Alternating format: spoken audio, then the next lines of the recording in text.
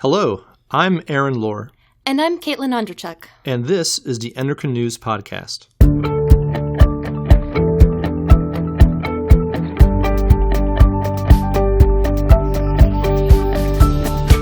Thank you for downloading this podcast, a free service of the Endocrine Society. In this, our very first episode, we focus on male reproductive health. We will talk with Stephanie Page, a professor of medicine at the University of Washington, about research on what she calls a prototype male pill. Dr. Page presented this research at the Endocrine Society's annual meeting in March 2018, and we spoke with her there. Also, we will introduce some regular features on our podcast, including the hormone of the day and our trivia question. Stay tuned.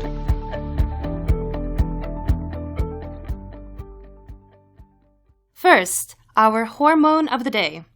In today's episode, we talk about research focusing on male reproduction, learning about an experimental male contraceptive called dimethandrolone undecanoate, or DMAU.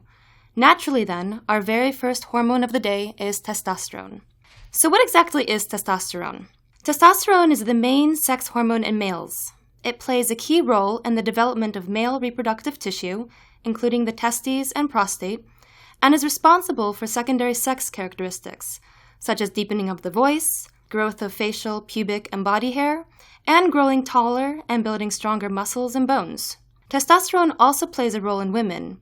It contributes to sex drive, bone density, and strength. Let's talk about how testosterone works. Free testosterone is transported through the blood into the cytoplasm of target cells in different tissues.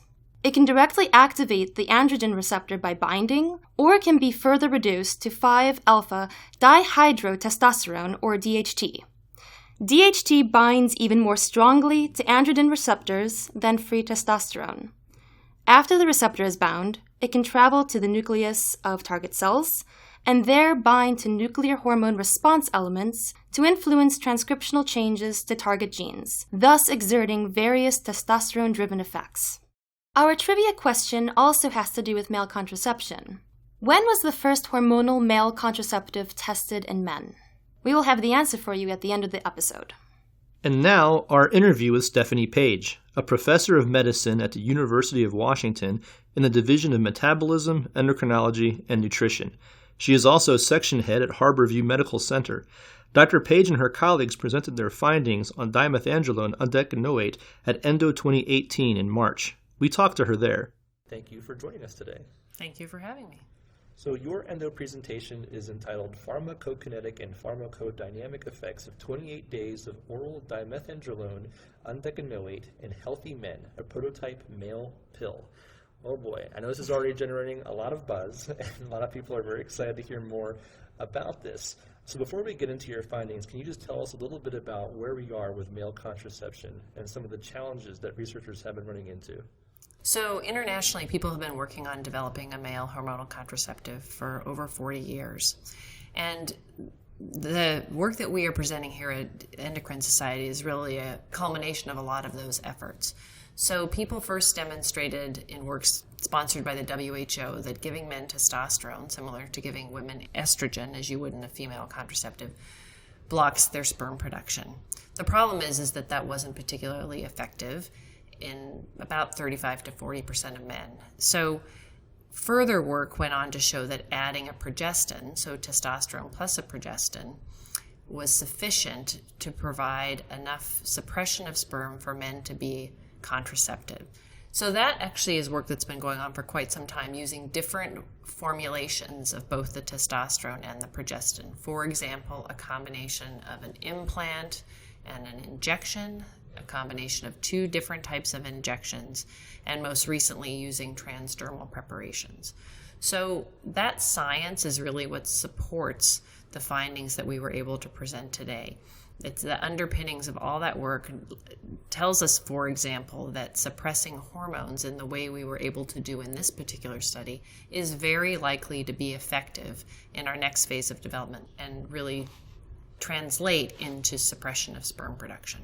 Can you tell us a little bit about this dimethandrolone undecanoate and how you've used this to be part of the male contraception? You bet. So dimethandrolone undecanoate is a novel steroid that is built on the backbone of 19-nortestosterone. So it's a derivative of testosterone with 4 different chemical modifications that have used ours and really other people's work to try and mitigate the side effects of delivering testosterone orally. So dimethandrolone undecanoate has a modification that we specifically know from the development of oral testosterone mitigates the effects on the liver, which have been really problematic in delivering oral androgens.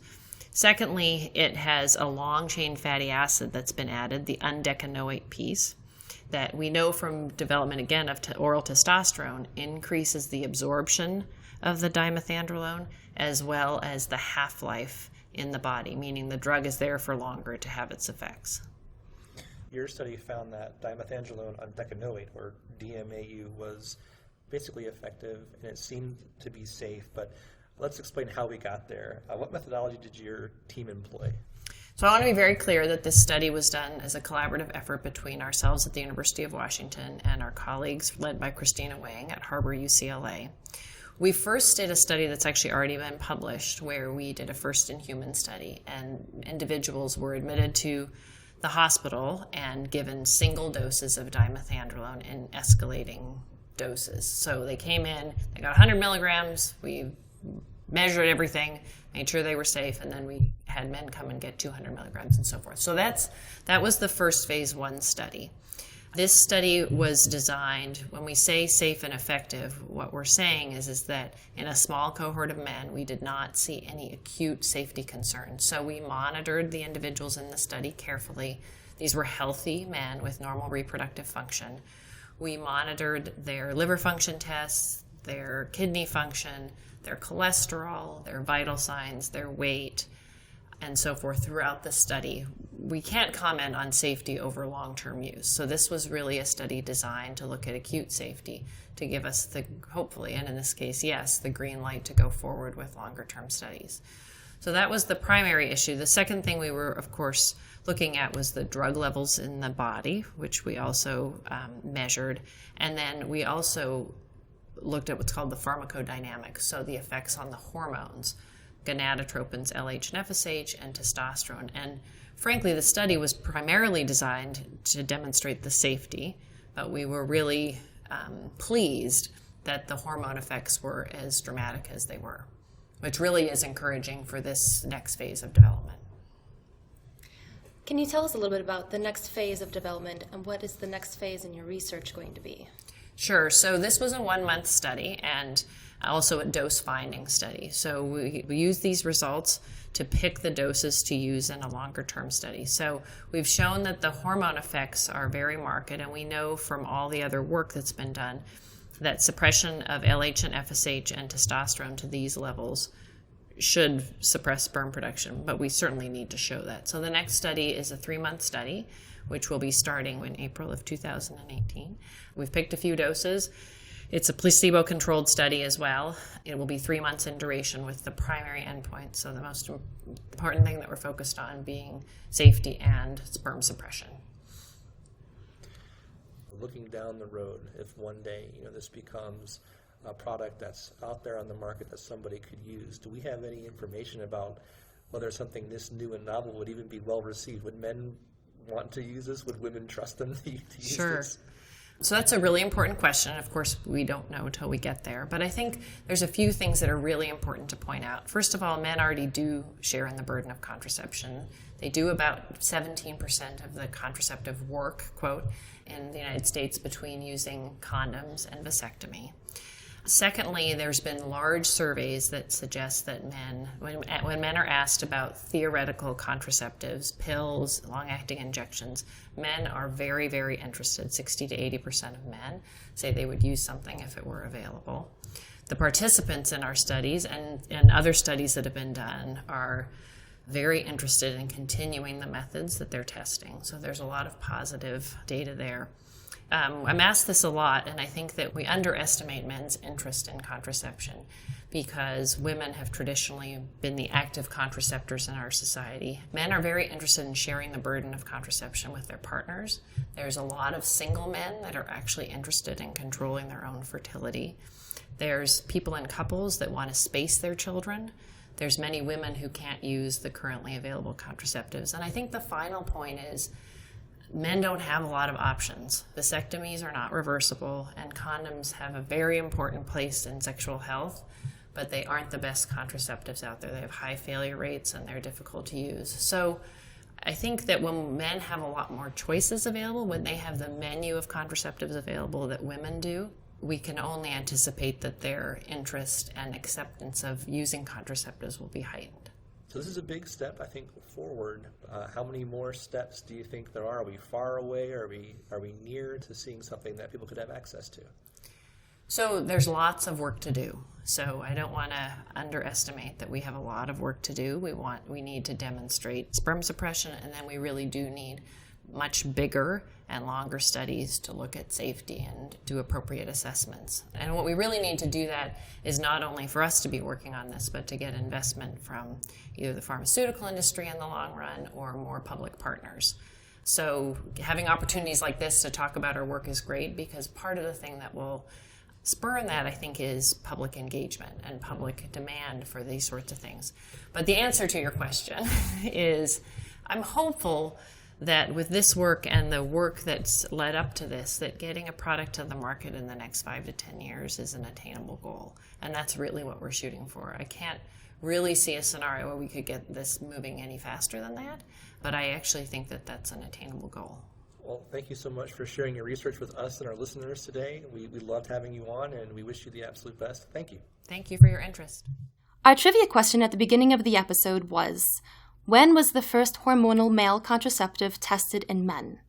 In answer to our trivia, it was in 1957 that Dr. Gregory Pincus, who was also a co-inventor of the female contraceptive pill, first tested hormonal contraception in men.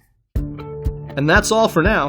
Thank you for listening to the Endocrine News Podcast. To learn more about research on male reproductive health and contraception, visit our society website at www.endocrine.org/podcast. There, click on the link to this episode, and you will see links to journal articles and other resources.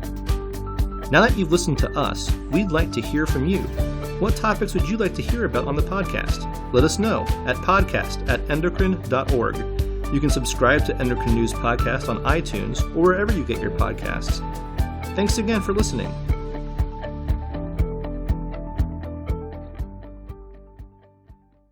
Endocrine News Podcasts are a free service of the Endocrine Society. To learn more or to become a member, visit the Society's website at www.endocrine.org.